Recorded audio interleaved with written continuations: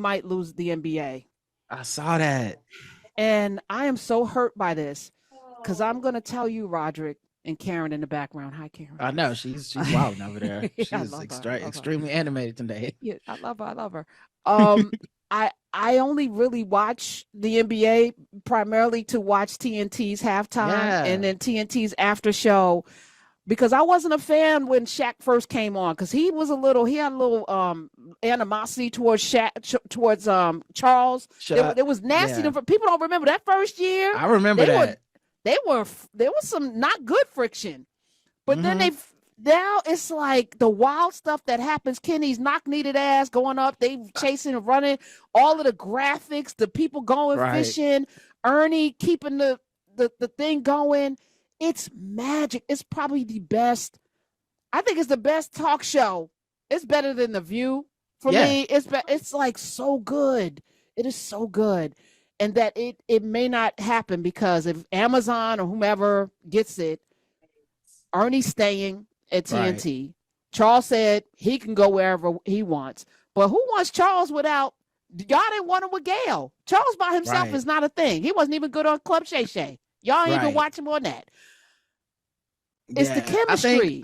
I think also like we kind of grown with those guys. Like we watched them grow into those roles. And now they kind of feel like I remember a long time ago, one of my friends said over the debate about aunties. You remember when everybody was like, "Don't call me auntie" or "Do call me auntie," and I was like, "Just call people what they want to be called. It really don't seem that difficult." But my friend was like, is this even a debate with black men? Like, do y'all have like an uncle thing? And I was like, yeah, people say unc all the time. I don't know if it's like a prominent like celebrity who's like, don't call me that, but we definitely have unks. And that's what TNT halftime feels like. It's like the uncle hour with Kenny, Charles, and Shaq, and low key Uncle Ernie too. Like low key, he had Low the key, cookout. He got a high key, plate.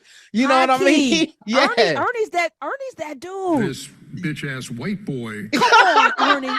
Ernie's You know that how excited dude. I was to meet Ernie. Like when we did Game Theory, we did we recorded in the same place that they record like CBS their March Madness.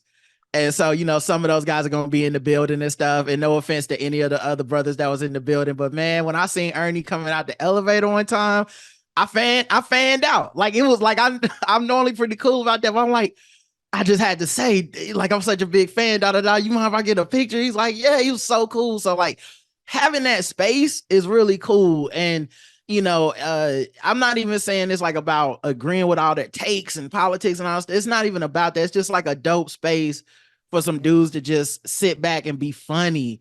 It feels like a cookout. And yeah, losing that to me is huge. I even like when they don't like the game. Honestly, I even like when they come back from a game and Chuck's like, "America, we sorry. That was, you know, I'm sorry you had to watch that." I'm like, cause I was thinking it. So like, I appreciate him saying that stuff. So yeah, if we lose that space, man, that they're not gonna be able to replace that. Nah. And they trying like the ABC offering. Like it's like somebody in a room. Let's put these personalities together because they got a big following. They got a big following. No, this is chemistry. Ernie Johnson on paper doesn't make any sense. Mm-hmm. But Kenny by himself, no, nobody. And the entire crew, right? Because behind the scenes, the people that are tuned into their social media are cutting edge. They're better than anybody else at this. The fact that they do that live is, I don't even know how they do it live. We filmed a TV show and we needed hours of post-production to make something comprehensible that y'all could like afterwards. They're doing this on the fly within seconds of seeing a tweet. They got the tweet on the TV and they got the guys seeing it and reacting to it. They're playing replays from stuff that literally just happened in the studio 4 seconds ago. And they're just like, remember when Kenny tripped? Here's Kenny tripping. Here's some special effects. Like it's an amazing show that just, it's like a variety hour. Nothing's going to ever top it. I've seen other people try to make something similar. You know, I know Stephen A kind of wanted to turn the ABC ESPN thing into like, you know, Bring the Brothers on, him, Mike Wilbon. It ain't the same. It just don't hit the same. He's been on with Kenny and Charles and them. It just ain't, it don't hit the same. You can't reproduce that magic. Here's what I'm going to say. I was thinking about this, listening to you guys, the chemistry that you have built over 15 years and 30, 20 plus years of being together as well. Like there's a way that you dance. It's like this show, right? If I had, and I was having this discussion because we're thinking of, we're figuring out how to program the next thing and, what I'm going to be doing next. This doesn't work without Smiz. Mm-hmm. Do you know what I'm saying? It doesn't work behind the scenes without Tramel and Alexa giving me stories, me and Tramel going over things, right before the show, like, what about this? What about that? Don't do this. Like today I got reprimanded because I was going to do something because we got a guest on at 5:00 and she was like, please don't do that. You'll get canceled. Matter of fact, I don't want to see you in that situation. And I was like, really though? But I want to, she was like, I'm telling you. So you do what you want.